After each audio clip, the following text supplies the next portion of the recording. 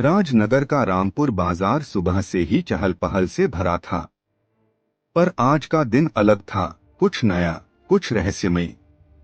बाजार के एक कोने में बैठा था रामू, एक युवा और प्रतिभाशाली मूर्तिकार, जिसकी कारीगरी इतनी अद्भुत थी कि लोग घंटों उसकी बनाई मूर्तियों को निहारते रहते। एक ग्राहक ने कहा, जब उसने रामू की तराशी हुई मूर्ति देखी, वाह, यह तो जैसे जीवंत हो। वह मूर्ति किसी साधारण स्त्री की नहीं थी, वह किसी शाही महिला जैसी दिखती थी। उसकी आंखों में रहस्य झलक रहा था। पर तभी बाजार में सूरज, रामू का कट्टर प्रतिद्वंद्वी, आ धमका। उसने देखा कि रामू की मूर्तियों की बिक्री तेजी से बढ़ रही है।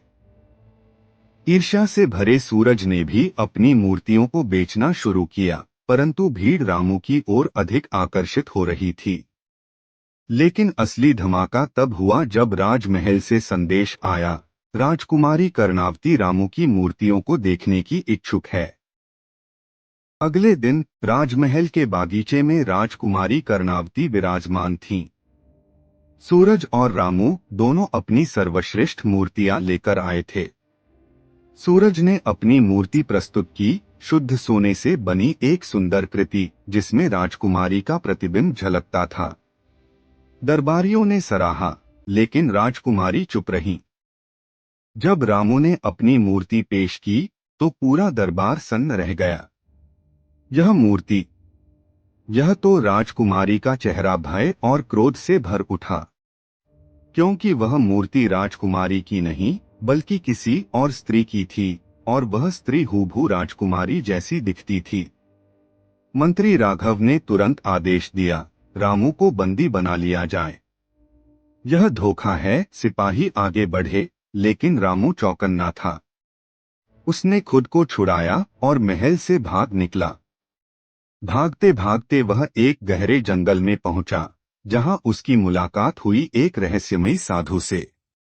साधु ने उसे एक जादुई कलश से जल पीने को दिया। जैसे ही जल उसकी जीभ पर पड़ा, उसके दिमाग में पुरानी यादें कौंधने लगीं।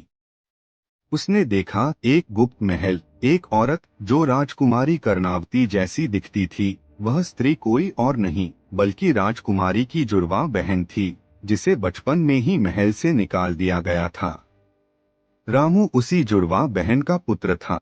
रामू महल वापस लौटा और राजकुमारी के सामने सच्चाई रखी।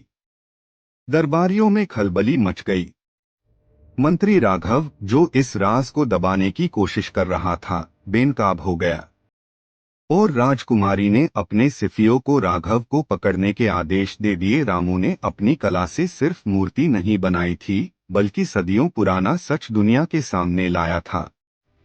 राजकुमारी कर्णावती ने अपने अपराध स्वीकारे और रामू को उसके असली हक दिलवाने का वचन दिया। मंत्री राघव को कारागार में डाल दिया गया।